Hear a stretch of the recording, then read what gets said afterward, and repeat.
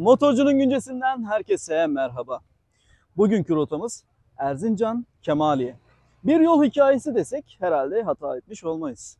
Çünkü gerek süper vali olarak bilinen Recep Yazıcıoğlu'nun "gidemediğin yer senin değildir" sözüne ithaf, gerekse orada bir köy var uzakta, gitmesek de görmesek de o köy bizim köyümüzdür sözünün çıkış noktası. Yani söylediğim her iki olay da aslında burada, yani Kemaliye'de geçiyor. Buna ek olarak bir yol hikayesi olduğunu söylemiştim. Şu an ekranda görmüş olduğunuz Karanlık Kanyon adındaki bu yol ise babadan, dededen, torundan el emeğiyle günümüze ulaşmış ve 132 yılda açılmış bir yol aslında. Kim bilir, belki de bu yüzden orada bir köy var uzakta denilen, gidemediğimiz yer bizim değildir denilen söz de işte burada ortaya çıktı. Motorcunun Güncesi Kemaliye'de bir yol hikayesinin peşinde.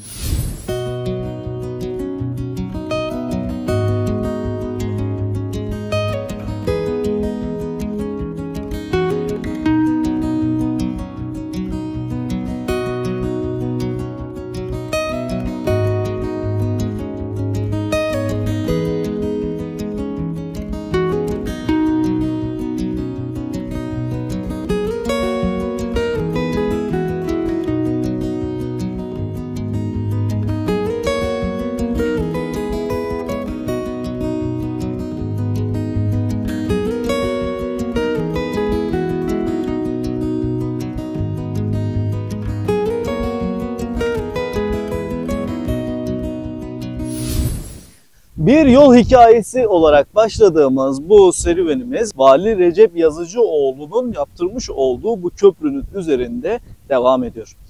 Ne demiştik başlarken? Gidemediğimiz yer bizim değildir Demişti Vali Recep Yazıcıoğlu. 1992 yılında buraya gelen vali. En başından da adını söylediğimiz Recep Yazıcıoğlu.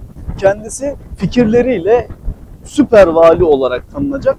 Bazı kesimlere göre bu fikirler çok normal gelirken bazı kesimler ise bu fikirlerin çok uçuk kaçık olduğunu söyleyecekti. Örneğin 4. Murat'tan sonra bir ilk, vali kahve ve sigarayı yasakladı gibi manşet atılacaktı. Başka bir manşette ise spor yaptığıyla alakalı adından bahsettirecekti. Başka bir manşette ise çok trajikomik olsa da işte buraya bu köprüyü yaptıran vali neredeyse bu Fırat Nehri üzerinde rafting yaparken ölecek. Peki gel gelelim bu yol hikayesinde bu köprünün olayı, durumu ne? Hemen karşımızda görmüş olduğunuz dağın ardında 60 köy vardı. Ve hepsi Kemaliye'nin köyleriydi. Ve ulaşım sıkıntılıydı. 92-93 yıllarının, yani PKK'nın eylemlerinin en çok olduğu zamanlar. Feribot burada sabahtan akşama kadar çalışıyor. Akşam ise güvenlik önlemleri nedeniyle çalışmalarına paydos veriyordu. Hatta o süreçte bu feribot kaç kere yakılmış ve batırılmıştı. Batırılmadığı zamanlarda da ancak bu şekilde çalışabiliyordu. Karşı köylerde herhangi bir acil durum olduğunda ne ambulans yetişebiliyor ne de o köydeki insanlar rahat bir şekilde Kemaliye'ye ya da Erzincan'a gidip tedavilerini olabiliyor ya da doğumlarını yapabiliyordu. Köylüler bir an önce köprüye sahip olup karşı tarafa kolaylıkla geçmek amacıyla kendi aralarında birlik olmuşlardı. Tek bir eksik vardı. Her şey hazırdı. O eksik ise bir bürokrattan öte bir halk adamı olacak bir yönetici. İşte o yönetici Vali Recep Yazıcıoğlu olacaktı. Süleyman Demirel vaktiyle başbakandır. Köy ahalisi Süleyman Demirel'le görüşmeye gider. Ve yapılan bu görüşmeler neticesinde buraya bir köprü yapılacağını sözünü alırlar. Gel gelelim seçimden sonra buraya ne köprü yapılmıştır ne de verilen sözler tutulmuştur. Buraya daha sonrasında Cumhurbaşkanı olarak geldiğinde Süleyman Demirel'e köy halkından birisi şunu söyleyecekti. Biz zamanında buraya bir köprü yapılması için size gelmiştik. Siz daha o zamanlar başbakandınız. Şimdi siz Cumhurbaşkanı oldunuz. Ben sizin kapınıza geldiğimde saçlarım sırmaydı. Şimdi ise kel oldu. Tabii Süleyman Demirel'in verdiği cevap bir o kadar da trajik olacaktı. Kellikten zarar gelmez. Sen bekleye dur.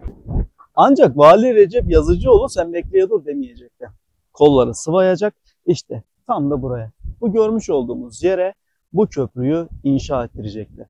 Yani köylü halkın 20 yılı aşkın beklediği bu süreç sonunda köprüye kavuşmasıyla son bulacak ve burayı dönemin Başbakanı Bülent Ecevit törenlerle açacaktı. Artık 60'tan fazla köye ulaşım sağlanmış. Orada bir köy var uzakta, gitmesek görmesek de bizim köyümüz denmeyecekti. Zaten Ayşe Kuli'nin Köprü adlı kitabı da bununla alakalıydı. Hatta bu kitap şu an ekranlara vermiş olduğum diziye ve aynı zamanda filme de çevrildi.